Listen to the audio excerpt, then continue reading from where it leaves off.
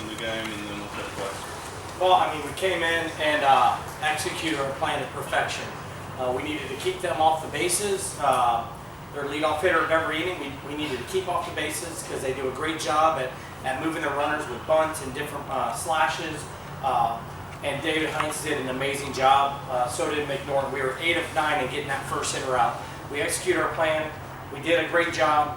I thought our hitters made great adjustments. We were on top of the baseball. We counted 16 line drive outs.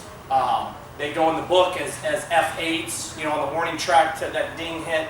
They go, in the book as an L5 to third base on that hit from Rivera that a run could have scored.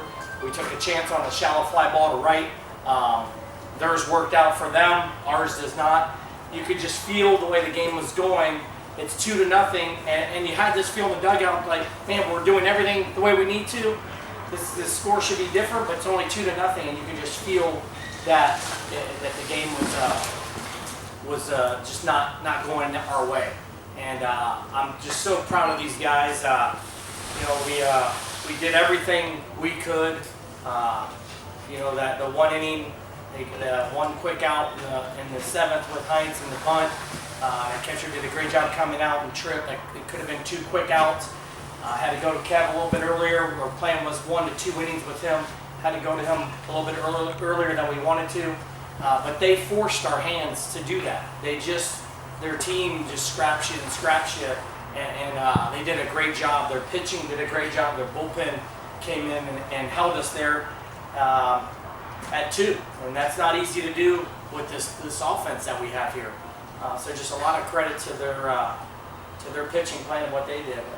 I couldn't be prouder. I mean, you look at how they scored their runs, and it'll be something that's going to eat at me for a long time because you see that first run could have been a quick 2 outs, nobody on. You see the second run, you do have 2 outs, nobody on. We're playing no doubles, and he hits it right by a diving first baseman, and it slices where a right fielder can't get it in on time.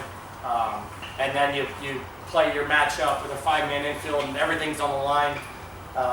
And you get a shallow fly ball. He made the pitch he needed to.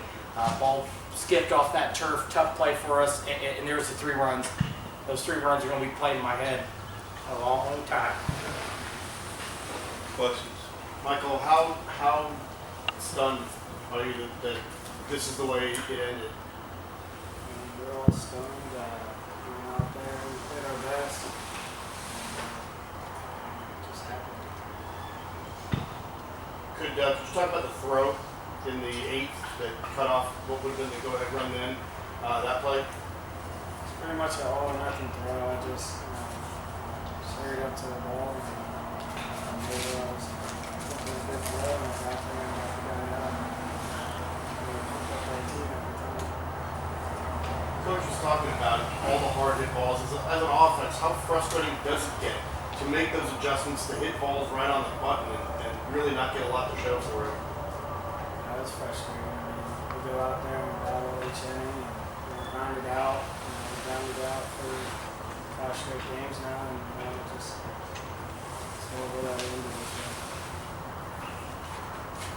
Kevin, this was the 5th time in 5 games that you've been out there, and multiple innings, I believe, in 4 of those games.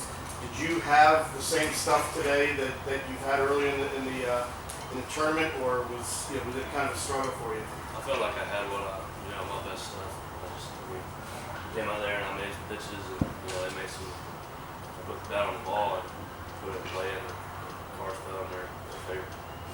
In that last inning, the ball got thrown around a little bit, and Giovanni's been such a great, smooth shortstop here. How stunning was it to see not 1 but 2 missed, bad throws from him? Well, I mean, we all make mistakes, and he did what he thought was right in that situation. Just the ball came out and a little different. I was playing for that. How surprised were you when you saw him? I mean, the ball was caught almost at the second baseman's position. How surprised were you when you saw them try to score the guy from third on the last out? Well, I knew if we had a good throw, get that in. It was a good throw, but not everybody's used to playing on turf like this, and the way the ball came off the turf was tough to stay there. questions? Coach, I don't know, you get that chance if you get that out at second there on that throw, while we go extra innings, you know, I feel like that was a good situation. What's your thoughts on that?